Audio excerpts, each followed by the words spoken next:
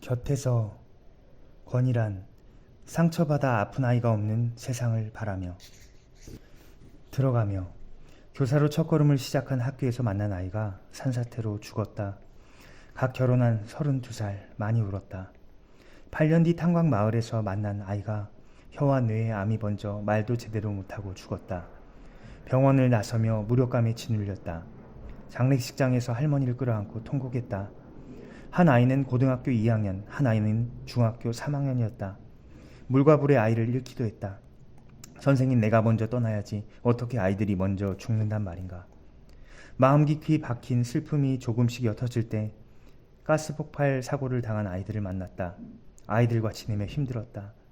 힘들어하는 아이들 이야기를 아무에게도 못했다. 아이들을 도와주려는 사람도 있지만 아이를 잠깐 가십거리로 소모할 사람도 많기 때문이다. 몸과 마음이 조금씩 나아가는 아이들을 다시 아프게 하면 안 되었다. 적어도 아이들이 대학생이 될 때까지는 이야기를 혼자 간직하겠다고 다짐했다. 화상 입은 아이들이 졸업한 뒤에도 가끔 찾아왔다.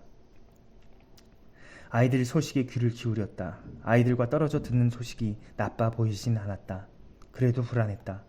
찰리 채플린의 말처럼 멀리서 보면 희극이지만 가까이서 보면 비극인 게 인생 아니던가. 가스폭발 소식을 방송으로 들었을 때 아이들이 얼마나 힘들까 생각했었다. 가까이에서 본 모습은 멀리서 볼 때와 달랐다. 화상보다 더 아픈 상처가 아이들을 괴롭혔다. 해마다 아이들 글을 모아 문집을 만들었다. 힘들어하는 아이를 만나면 글로 써놓았다. 이 글을 쓰면서 10년 전, 15년 전에 만난 아이들 이야기를 읽었다. 다시 그 자리에 간 것처럼 또렷하게 기억났다. 그때 아팠던 마음이 여전히 느껴졌다. 아픈 아이들을 만나면서 아픈 아이에게 어떻게 손을 내미는지 알게 되었다. 이 책은 아픈 아이의 손을 잡아준 이야기다. 프레드릭 뷰크너는 통쾌한 희망사전에서 교회를 이렇게 설명한다. 눈에 보이는 교회는 하나님의 이름으로 정기적으로 모이는 회중이다. 그들이 누구누구인지는 교회에 가면 알 수 있다. 눈에 보이지 않는 교회는 하나님이 이 세상에서 당신의 손과 발로 사용하시는 모든 사람이다. 그들이 누구누구인지는 하나님만 아신다. 교실이 교회라 생각했다. 나는 상처받은 아이, 마음이 아픈 아이, 하소연할 사람이 없어 끙끙대는 아이들을 섬기며 예배한다. 기도, 찬양, 성가대, 설교는 없지만 내가 선 곳이 거룩한 땅이라고 생각했다. 아이들을 돌보며 하나님께서 기뻐 받으시는 예배를 드리려 노력했다.